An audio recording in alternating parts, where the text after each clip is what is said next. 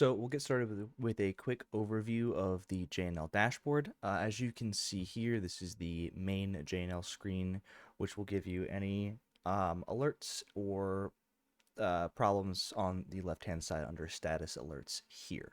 So in this section, you will get pull cord notifications, call button notifications, low batteries, and missing devices. If there is a missing device, there are multiple reasons for that. One would be that device is currently off campus and it cannot communicate with the server. Another would be if the battery was low enough for long enough and the battery has died, it will count as a missing device and also appear in the low battery screen.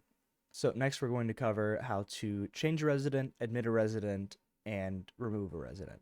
So if you have a new resident, you can go into the resident tab here, select admit a resident, put in their first name, we'll go with mine, and then make sure that you place the room that they are in. Should already be integrated in the system. Make sure that they're in the right care plan. If there's a phone number attached, go ahead and add that as well. Now, when you get to this section, once all the information is put in for the resident, you will then hit the next button, and this is the enroll a call button screen. When you have a call button, you want to press the button that alarms and sends a notification to the system that there is an alarm in effect. Once you've done that, go ahead and hit the reset button on the back of the older models or use your clear card on the back of it to make sure that the button resets. Once you do that, the serial number will pop up here and make sure that you assign the correct one. Then hit the next button, next button. Once you've completed all of these steps, you will have a full list of all of the information, what the call button assigned to them is, if they have a fall detection unit, a wander transmitter, a roam alert transmitter, and if they have any door access privileges. Then once those have all been assigned, you will then be able to hit the submit button. Once that is all completed, you will have successfully admitted a resident. So next we're going to go ahead and go over to change resident information. So if you were to have a resident that would change rooms, or if you are simply just going to be using that same pendant for somebody else, you can go ahead and go into the change resident information. We'll go for John Smith here, and you can change the name, first name, last name. If they're in a different room, if they have a different care plan, those are all welcome to be adjusted. Next, you have the keep existing call button with the appropriate serial number. Make sure to keep that either way, otherwise you'll have to re-enroll a separate device.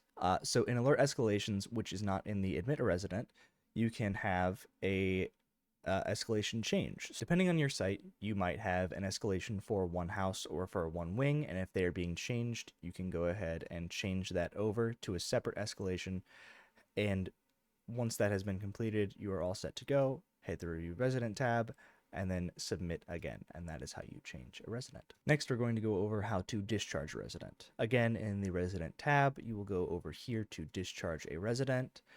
Go ahead and select the resident you're wanting to discharge.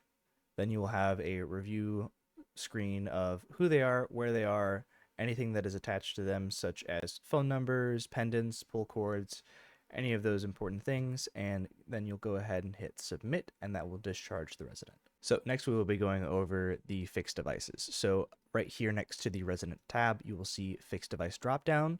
Go ahead and click fixed device status, and it will give you a list of all the fixed devices in your area and what type of input they are. Next, we'll go over how to add a quantum device. So if you have a replacement quantum device that needs to be installed, we're going to be going over that. So we're going to go over here to the fixed device section under quantum devices and hit add a device. So same thing with the pendants. Go ahead and reset that device, and then the serial number will pop up here. Next, you will then get device information that will give you the location and who it belongs to specifically. So you can put the apartment or room number followed by the location of it, whether it is a bath or shower or bed pull cord. And once you complete all of those things, if there's a corridor light that needs to be attached, that will be covered in a separate video as well. But then you get to the review device status, which will just give you a readout of all of the information that you've already input for that device. Go ahead and hit submit, and you have added a fixed quantum device. Next, we will be going over the staff status tab. So over here on the top, you'll see the staff dropdown followed by a staff status button. Once you hit the staff status, you will then get this wonderful page here that gives you a list of all of the staff if they have a keypad, keycard code, or an enrolled keycard for any secure doors or any secure locations. Those can be changed in the change staff information. We'll go ahead and select demo user here. Go ahead, add their first and last name, and if there is any relevant email address, such as a work email or personal email that needs to be added into the system. We'll then go into software access. If you're looking at this from an admin standpoint, you can change what they're allowed to see, if they have corporate user, admin, or dashboard only access, or no access at all. Once you've selected what kind of access they should have, you can then enable or disable their mobile access so that they can see it off of site and off of the private Wi-Fi. Next, you can give them a personal username and password. You can submit this yourself, or you can ask them what they would prefer, and you can add a auto logout for up to 30 minutes, or you can just disable it entirely.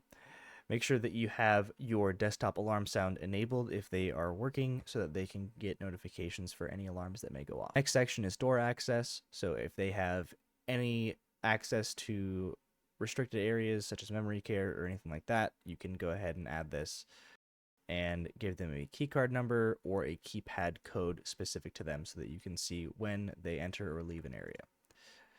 Next, you'll have the review information, anything that you've changed, and go ahead and hit submit once everything looks to your standard. Next, we'll go over how to add a staff member. So in the staff drop-down tab, add a staff member, going to give them a first and last name. Again, we'll be using mine.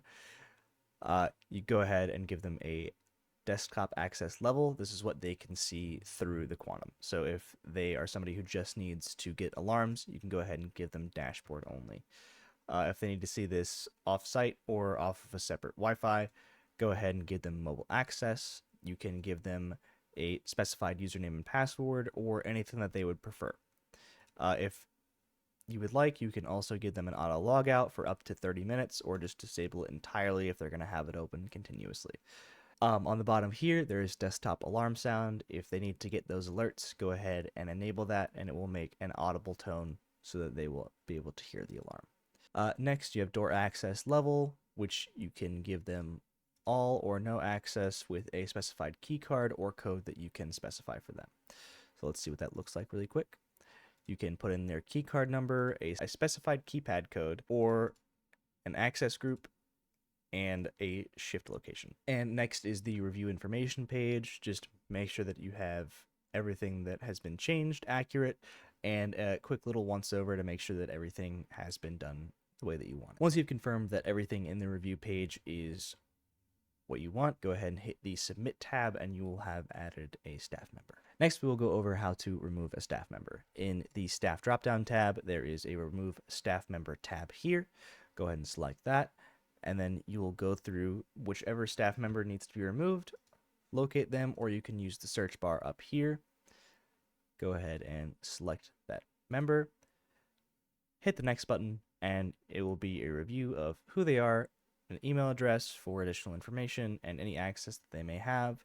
Go ahead and press the submit button and you will have successfully removed a staff member.